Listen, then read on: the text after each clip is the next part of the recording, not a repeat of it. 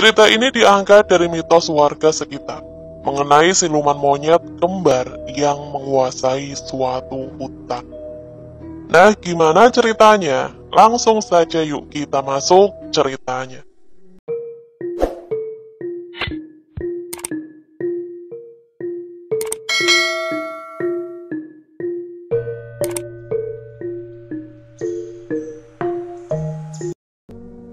Sekumpulan kera dari seluruh penjuru alas wetan berlarian serentak menuju satu arah. Entah ada yang memerintahkannya untuk berlari ke arah itu, atau memang insting mereka yang membuat mereka menuju suatu tempat secara bersamaan. "Pak Le, gimana? Panjul udah ketemu?" tanya Linggar yang baru saja berhasil menyusul Pak Le ke dalam hutan. Pak Le menggeleng sambil menghela nafas.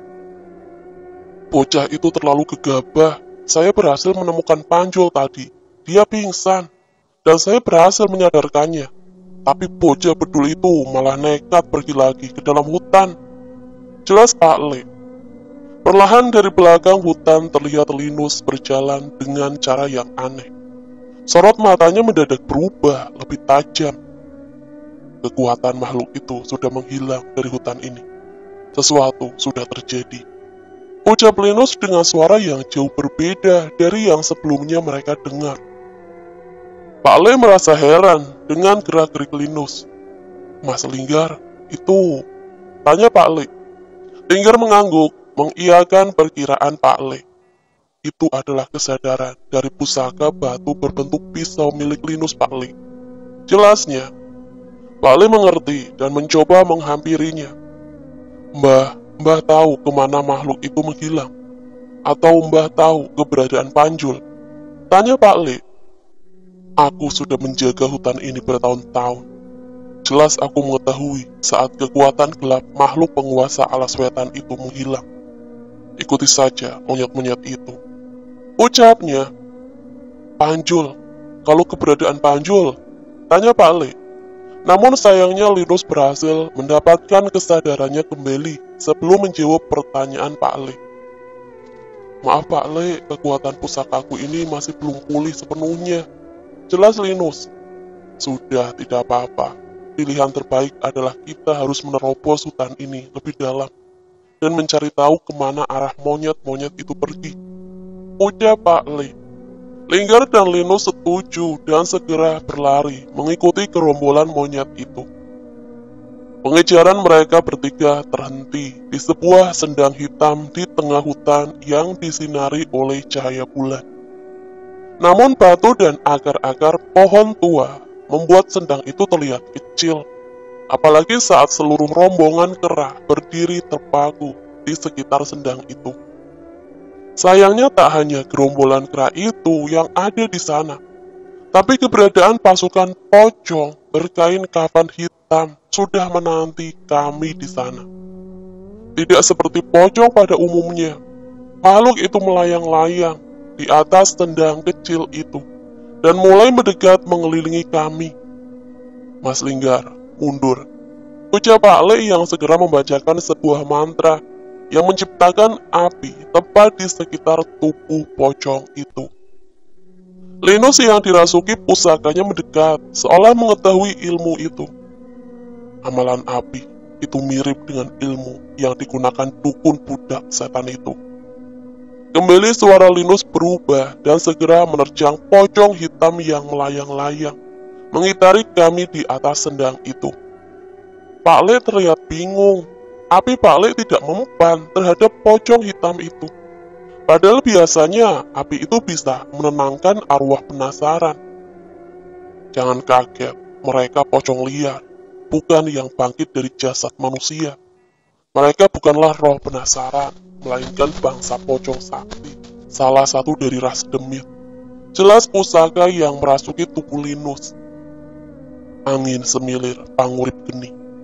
Terdengar suara berat dari mulut Linus mengucapkan mantra yang membuat api-api Pak Le memerah tua dan membakar makhluk-makhluk itu.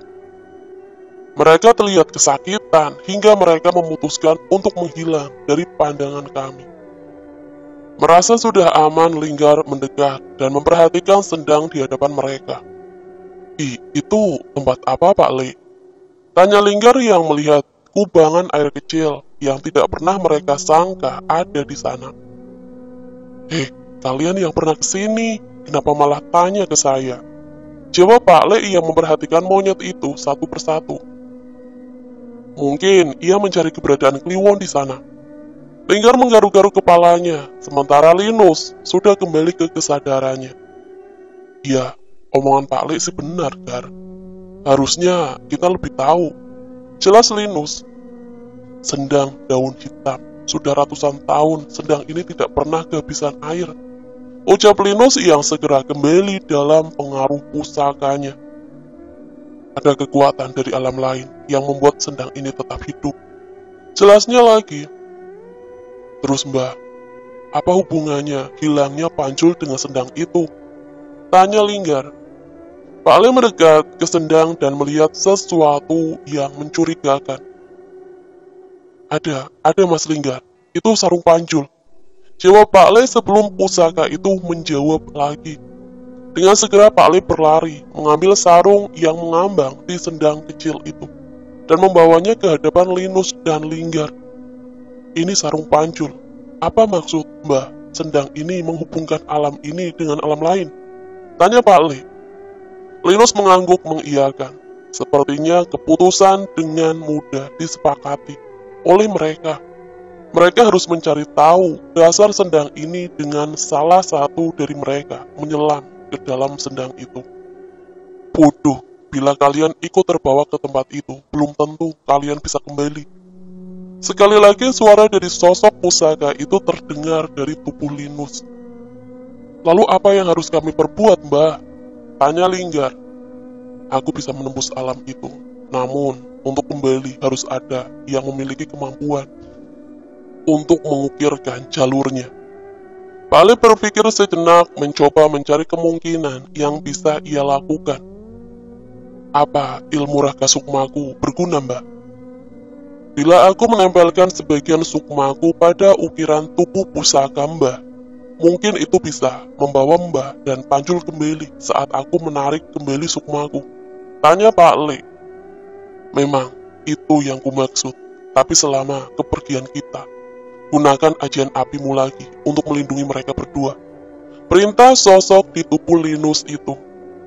Dengan segera Pak Le membaca sebuah mantra, memutarkan tangannya untuk mengendalikan api kecil yang muncul di tangannya, sebelum akhirnya membesar dan membara di tengah hutan ini.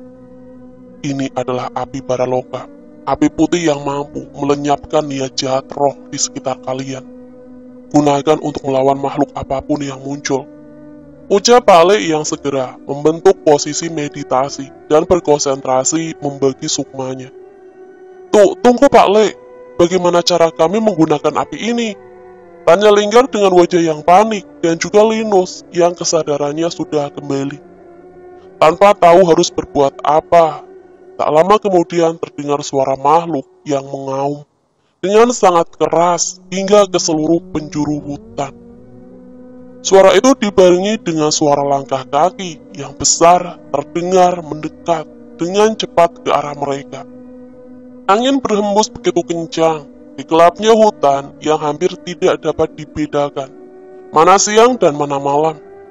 Semua terlihat sangat samar di tempat ini.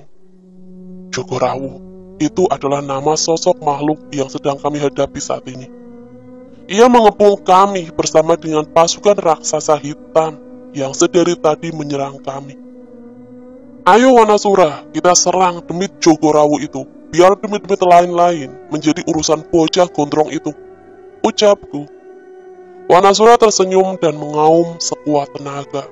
Dengan segera ia mengumpulkan lengannya ke tanah dan menerjang Jogorawu yang sudah bersiap menerima serangannya.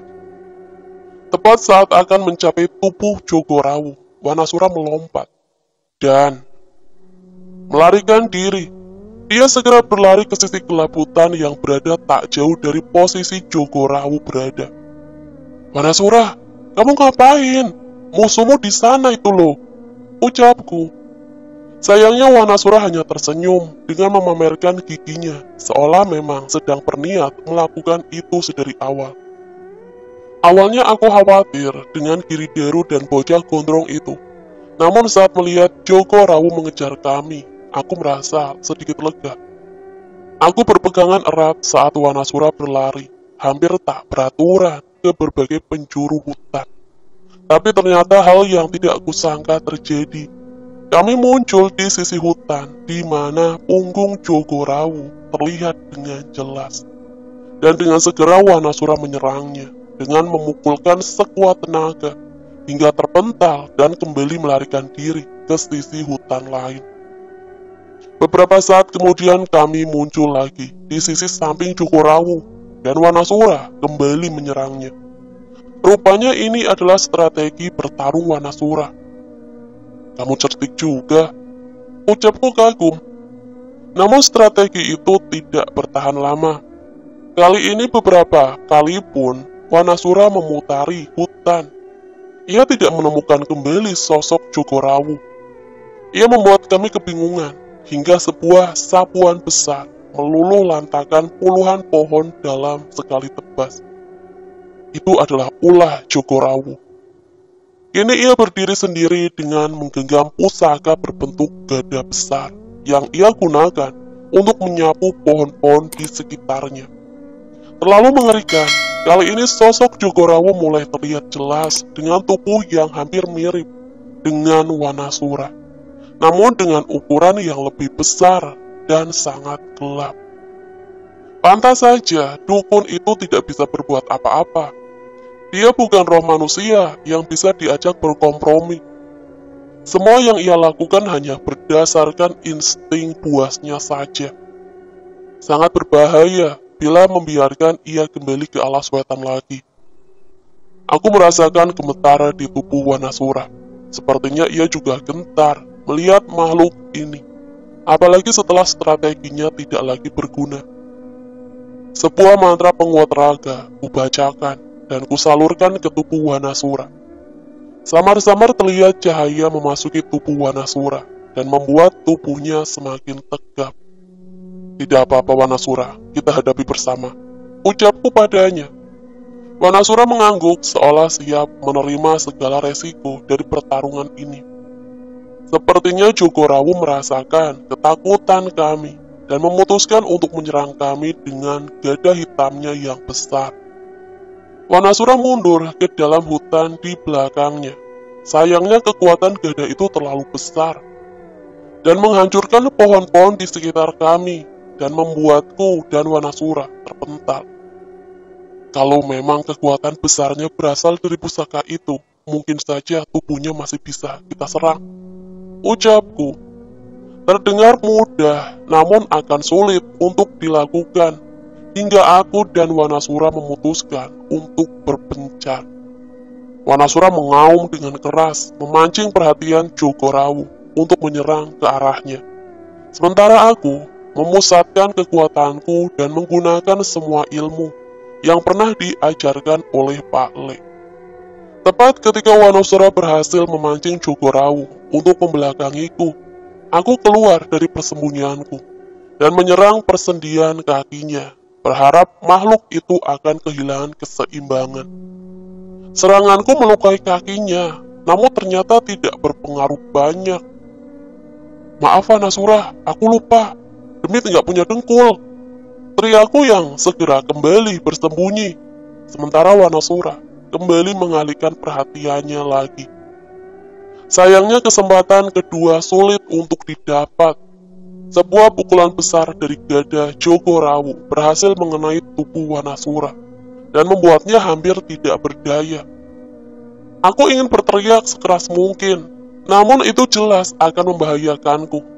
Entah apa yang aku pikirkan hingga aku memutuskan menaiki tubuh Joko Rawu dan mencoba menyerangnya tepat di pundak punggungnya.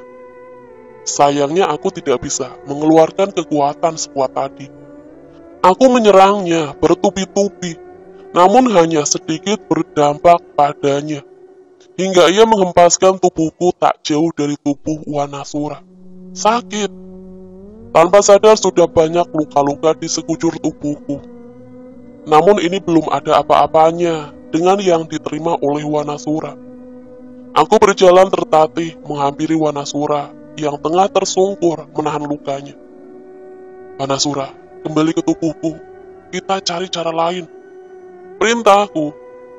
Tinggal lakunya menolak, namun aku terus memaksa hingga ia kembali merasuk ke tubuhku, tepat sebelum serangan Jogorawu mengenai kami. Aku berlari sekuat tenaga, menjauh dari makhluk itu, mencoba mencari cara untuk menyelamatkan diri darinya. Berbeda dengan saat tadi, kini aku merasakan kesadaran Wanasura berada di tubuhku.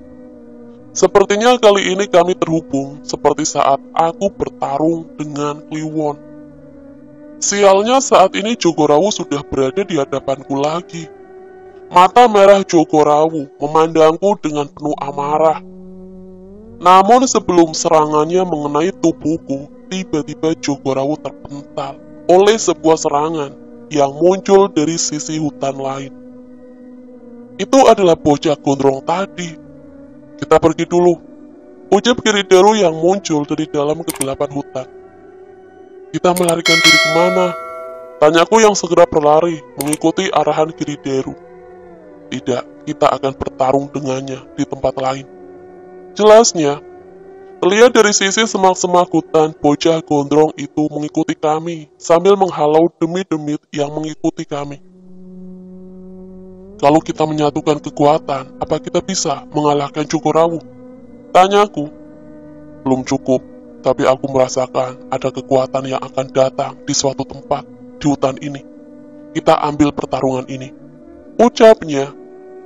Sepanjang perjalanan kami melihat berbagai jenis demit dengan berbagai wujud, namun mereka sama sekali tidak menyadari keberadaan kami. Mungkin ini adalah ilmu milik Kera Kirideru ini. Sebuah sendang mirip dengan sendang di alas wetan, namun di sini tidak hanya satu. Yang terlihat di mataku ada lebih dari 5 kolam di sana. Kirideru, aku tidak setuju bila harus mengembalikan dia ke alamku. Ucapku. Tenang dulu, bukan ini rencanaku. Tak lama setelah bocah gondrong itu sampai di tempat ini, ia menceburkan tubuhnya ke masing-masing sendang dengan terburu-buru dan melakukan meditasi. Sendang itu menandakan kelima jin penguasa hutan ini, yang tidak pernah menampakkan wujudnya lagi hingga saat ini. Sendang pertama meminjamkan kebijaksanaan. Sendang kedua memberikan keberanian. Sendang ketiga memberikan pengetahuan. Dan sendang kembar memberikan kesadaran dan pemulihan. Ilmu yang ia miliki membuatnya mengamuk tanpa sadar. Tapi kelima sendang ini bisa mengisi kesadaran bocah itu untuk sementara waktu, sehingga ia bisa bertarung dengan sadar. Aku mulai mengerti, begitu rumitnya hidup di alam ini. Seandainya ada yang bilang ini mimpi pun, aku akan percaya. Saat ini aku hanya berharap untuk terbangun dengan sayur lodeh buatan bule dan memakannya bersama Kliwon. Mikirin apa kamu? Sana siap-siap, Jogorawu sudah dekat, ucap Kirideru. Lah terus aku yang lawan, tanyaku bingung. Gak usah bohong, Wanasura ada di dalam tubuhmu, dan kamu juga tahu cara menggunakan kekuatannya kan? Ucap Kirideru. Benar yang dikatakan Kirideru, aku memang ingin mencoba kekuatan yang sering kulakukan dengan Kliwon saat bersama Wanasura kali ini. Aku menunggu dengan berhati-hati, tepat di sisi hutan, tempat kami datang, dan samar-samar aku mulai mendengar suara langkah kaki besar yang mendekat. Tapi tunggu, itu bukan hanya suara satu langkah kaki, puluhan, bahkan mungkin lebih dari itu. Seketika terkesibak kabut kedalaman hutan ini saat Jogorawu berlari ke arah kami. Kali ini dengan pusakanya yang tidak kalah mengerikan. Mereka lebih terlihat seperti sosok hewan buas berbulu hitam yang patuh dengan perintah Jogorawu. Gimana ini Kirideru? Gak mungkin kita melawan mereka semua, ucapku.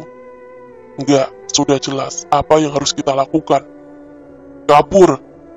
Aku menoleh ke arah Kirideru. Ia benar-benar berlari, menghampiri bocah gondrong itu ke hutan yang lebih dalam. Bocah, dari sendang yang mana kamu masuk ke hutan ini? Tanya Kirideru. Enggak tahu, tapi... Belum sempat aku menjawab, tiba-tiba muncul sekumpulan pasukan kera menyergap Jogorawu dan pasukannya sebelum sempat memasuki pelataran sendang hutan ini. Ih, itu... Tanyaku saat melihat sosok kera besar, mirip Wanasura memimpin pasukan itu. Benar, itu Wanasudra. Dia datang tepat waktu. Aku segera berlari ke arah kera itu, ke arah Kliwon dengan wujud yang jauh berbeda dan lebih mengerikan dari wujud kecilnya saat mencuri pisang di rumah Bu Darmi.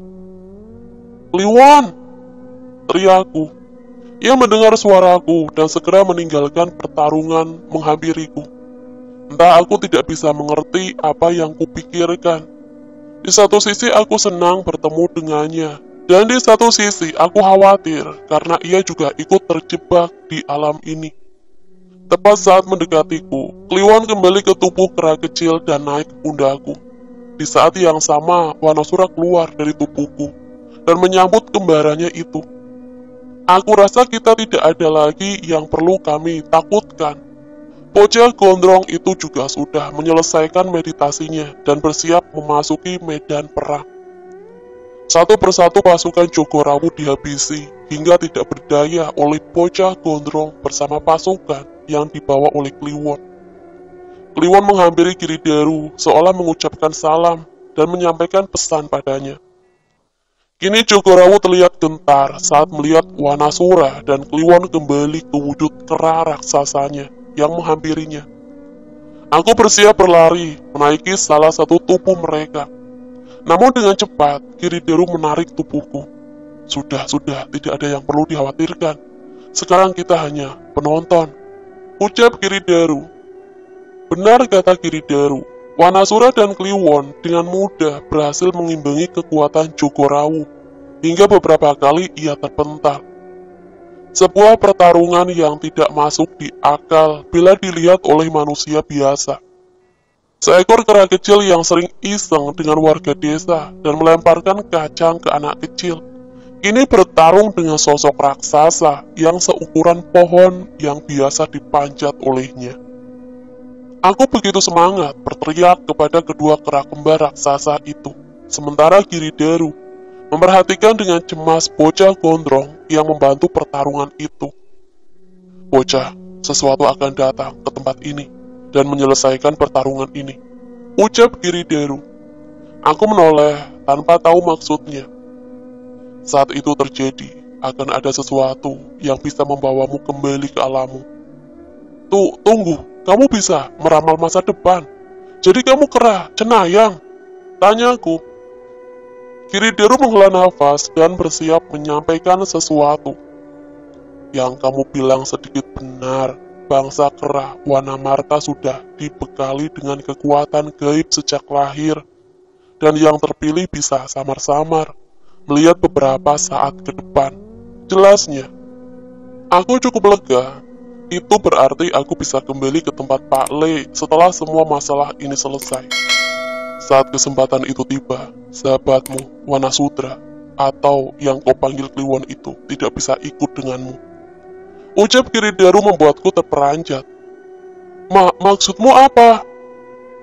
Tadi Wanasudra berkata, setelah ini selesai, ia akan kembali ke hutan Wanamarta. Dia salah satu kunci untuk membersihkan hutan ini dari makhluk-makhluk mengerikan yang ada di sini.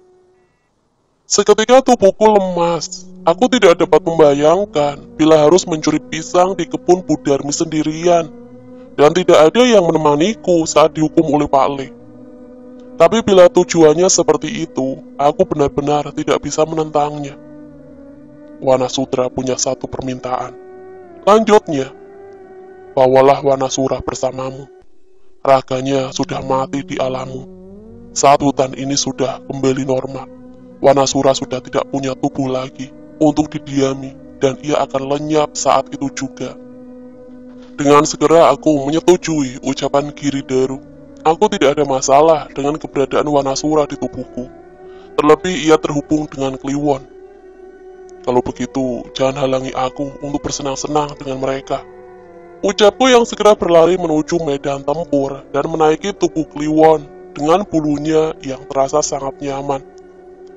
Kliwon, katamu, kamu mau tinggal di alam ini?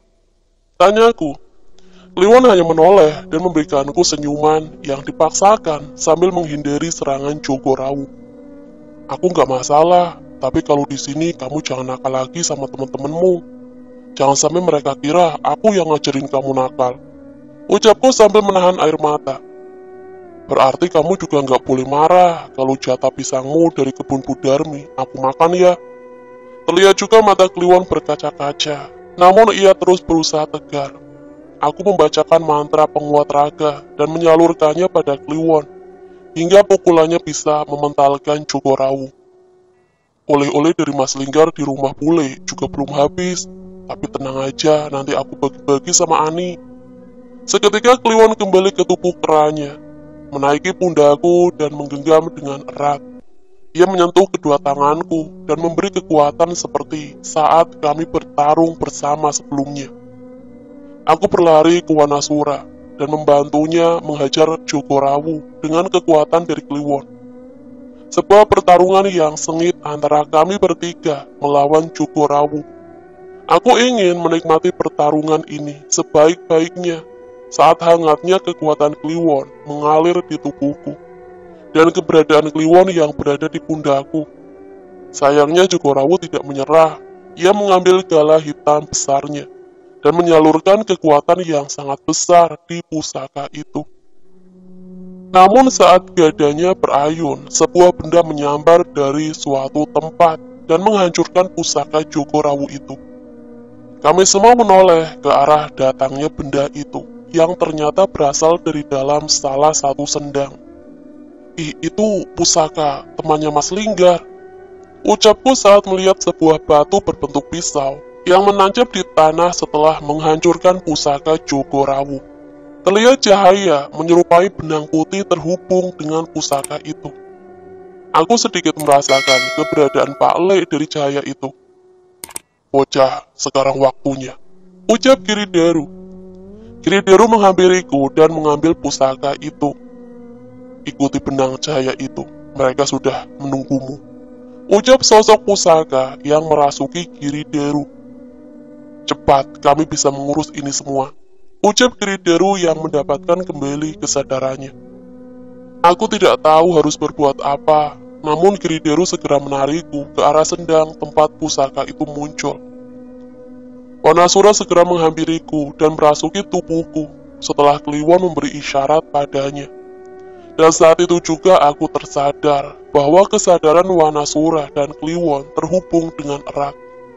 Kini tidak ada lagi yang kukhawatirkan. Aku meninggalkan Kliwon yang masih bertarung dengan Jogorawu dengan hasil yang sudah bisa kita pastikan. Aku akan tetap di sini. Suatu saat, takdir akan mengantarkanku kembali ke pemilikku. Ucap pusaka itu melalui tubuh Kirideru. Kirideru, aku pamit. Sampaikan salamku pada bocah gondrong itu. Hei, jangan seenaknya, bocah itu punya nama. Orang di sukunya menyebutnya dengan nama. Tepat sebelum Kirideru menyelesaikan kata-katanya, sebuah serangan dari anak buah Kirideru terhempas ke arah kami dan mendorongku ke dalam sendang.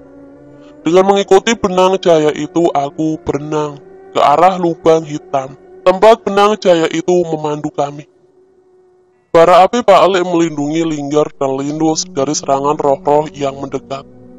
Awalnya mereka merasa tenang, hingga terdengar suara langkah kaki besar yang mendekat ke arah mereka.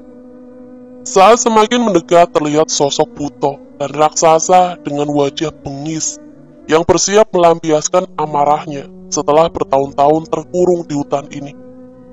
Api dari Pak Le tidak mampu meredakan amarah Buto itu, dan tepat saat lengan Buto itu akan meraih mereka, tiba-tiba Buto itu terhenti saat melihat tatapan mata Linggar yang memerah, seperti mengancam Buto itu dan membuatnya mundur. Linggar, apa itu? Tanya Linus yang bingung. Enggak, aku nggak tahu apa itu tadi. Jawab Linggar yang juga terlihat bingung. Sayangnya itu hanya menolong mereka sementara. dan buto itu kembali maju dan menyerang lagi. Sekali lagi tepat saat raksasa itu hampir mendekat ke Linggar dan Linus, buto itu terpental. Kali ini bukan karena Linggar, tapi karena seseorang yang datang dengan basah kuyup, dengan kekuatan lengan yang membesar seperti dirasuki oleh sesuatu. "Anjul," ucap Linggar. "Matur suwun yo mas, ngapunten, pusakane Mas Linus tertinggal di sana. Nanti saya jelaskan semuanya." "Jelas, Cahyo." Tepat saat itu juga Pak Le mendapatkan kesadarannya kembali dan membantu menenangkan buto itu. Tidak butuh waktu lama untuk membereskan perkara di hutan ini. Kami meninggalkan hutan ini tanpa masalah berarti. Tanpa keberadaan Jogorawu, hutan ini hanya berubah menjadi hutan angker biasa. Roh-roh yang mengamuk akan tenang dengan sendirinya seiring perjalanan waktu. Kini mereka bisa meninggalkan hutan ini dengan tenang. Warga desa Ranggilawu pun sudah bisa hidup tenang tanpa rasa cemas akan mengamuknya demit alas di hutan itu. Catatan sang penulis, Linggar Sasena, satu-satunya nama karakter yang tidak saya samarkan di cerita ini. Memang ini atas permintaan beliau sendiri. Mungkin suatu saat kalian akan bertemu dengannya, dan dia dengan senang hati akan menceritakan tentang kisahnya saat bertemu dengan monyet kembar penjaga hutan saat ia masih muda dulu. Epilog, sudah jangan bodoh, satu keping itu untuk membawa tubuh demit itu, dan satu untukmu. Kamu jelas tahu apa yang kita lindungi hingga harus berbuat sejauh ini. Ucapku yang segera melompat dari tubuh Wanasura dan menghampiri Danan. Enggak mungkin aku ninggalin kamu di tempat ini. Mata Danan mulai berkaca-kaca saat membayangkan harus meninggalkanku di tempat mengerikan ini. Aku pernah merasakan kejadian ini saat dulu meninggalkan Kliwon dulu. Tapi kali ini berbeda. Aku pasti akan mencari cara untuk kembali. Tenang Danan, aku nggak sendirian. Ada Wanasura dan Kliwon yang menemaniku. Ucapku dengan mencoba memberikan senyuman padanya. Danan menoleh keretakan dimensi jagat Segoro Demit dan terlihat lubangnya semakin mengecil. Ia seperti akan mencoba memaksaku untuk pergi keluar gerbang itu. Untungnya saat ia menoleh ke arahku, aku sudah siap bersama Wanasura untuk menghempaskan Danan dan tubuh Demit ludruk itu ke dalam lubang yang dipenuhi energi gelap itu. "Danan, tolong jaga Sekar dan Pak Le," teriakku setelah melemparkannya ke lubang dan segera kembali menerjang gerombolan demit yang mencoba menerobos ke alam manusia. "Wanasura, Kliwon, tahu kan apa yang harus kita perbuat setelah ini?" ucapku. Mereka berdua mengamuk. "Kapur!" ucapku memandu mereka. Sebelum meninggalkan tempat itu, sebuah benda jatuh dari sisa retakan gerbang itu. Itu adalah patahan kayu dengan ukiran bertuliskan Jawa kuno. Aku merasakan aura Mbah Wira di sini. Sekuat tenaga kami berlari menghindari seluruh makhluk-makhluk tadi. Untungnya tanpa perintah dari Demit Ludruk, mereka tidak lagi mengincar kami. Sayangnya alam ini memiliki kesadaran sendiri yang mencoba merasuki pikiranku. "Kliwon, kita harus pergi dari tempat ini secepatnya." Kami sampai di sebuah tempat di mana terdapat sendang hitam yang sangat luas. Satu persatu pasukan Kliwon masuk ke tempat ini, dan menyisakan kami bertiga. Aku menatap pantulan dari air itu. Itu adalah alam tempat Kliwon tinggal. Tidak mungkin manusia sepertiku bisa tinggal di sana. Tapi, mungkin saja di sana lebih baik dari alam ini. Saat aku mencoba mendekat, tiba-tiba Kliwon menahanku. Ia kembali ke tubuh kecilnya dan mengambil patahan kayu yang ada di genggamanku. Ia menoleh ke arah sebuah pohon beringin besar yang tidak asing. Itu pohon beringin, tempat Chandramukti dimakamkan. Kliwon tersenyum dengan gigi-giginya yang besar, persis seperti senyumannya dulu. Tidak berubah sedikit pun. Mungkin patahan kayu ini yang menghubungkan alam ini dengan tempat Mbah Wira berasal. Aku teringat saat pertarungan melawan Bragaraswara bersama Danan dan almarhum Pak Kuswara. Ternyata alam ini juga terhubung dengan jagat Segoro Demit. Kliwon berlari memandu kami ke sana dengan tubuh kecilnya, sementara aku masih menaiki tubuh Wanasura. "Kliwon, kamu tidak kembali dengan pasukanmu?" tanyaku. Kliwon menggeleng dan menaiki sisi sebelah pundak Wanasura. "Berarti urusanmu sudah selesai?" tanyaku. Ia mengangguk. Sepertinya tahun-tahun yang kulewatkan tanpa Kliwon berjalan lebih cepat di alamnya. Pantas saja tidak banyak perubahan dengan wujud Kliwon. "Wanasura bisa ikut kembali dengan merasuk ke tubuhku. Lalu, apa kamu bisa ke gerbang itu juga?" tanyaku pada Kliwon tepat setelah sampai di depan pohon beringin. Saat kami mendekat, ada sebuah gerbang, seperti yang dilewati Danan tadi terbuka seiring dengan mendekatnya patahan kayu ini. Kliwon kembali ke wujud kera raksasanya, dan kali ini sebuah benda sudah terikat di pinggangnya. Samar-samar aku mengingat benda itu. Itu adalah pusaka Mas Linus, sebuah batu berbentuk pisau. "Itu pusaka Mas Linus?" tanyaku. Kliwon hanya mengangguk dan mendekatkannya ke patahan kayu Mbah Wira. Aku tersadar, ukiran di pusaka itu persis dengan ukiran di patahan kayu yang kupegang. Aku tertawa. Rupanya semua ini sudah ditakdirkan. Aku benar-benar berterima kasih pada Yang Maha Pencipta atas perlindungannya padaku dan kehidupan yang seistimewa ini. Jagat Segoro Demit. Sebuah alam yang memiliki kesadarannya sendiri, suatu tempat yang merupakan asal-muasal demit di seluruh penjuru bumi. Aturan ruang dan waktu tidak berlaku di tempat mengerikan ini, tapi sekarang saatnya aku meninggalkan tempat ini. Senja di pohon beringin, sebuah pemandangan yang indah sambil memandang anak-anak yang masih bermain petak umpet. Sayangnya mereka bukan anak-anak biasa. Mereka adalah roh penasaran yang belum tenang di sekitar asrama di tempat ini. Mungkin tidak ada salahnya bila aku bermain sebentar bersama mereka. "Mas, itu bukannya Mas Cahyo?" terdengar suara anak kecil dari arah sekolah bersama seseorang yang sangat kukenal bersamanya. Anak kecil itu bernama Gio. Saat ini dia bersama temanku. Seorang teman yang tidak pernah tega membiarkan orang lain, atau bahkan roh lain kesusahan. Sepertinya sampai saat ini, dia juga sedang berusaha membantu roh-roh anak-anak yang belum tenang ini. Iya, dia adalah teman terbaikku, Dananjaya Sambara.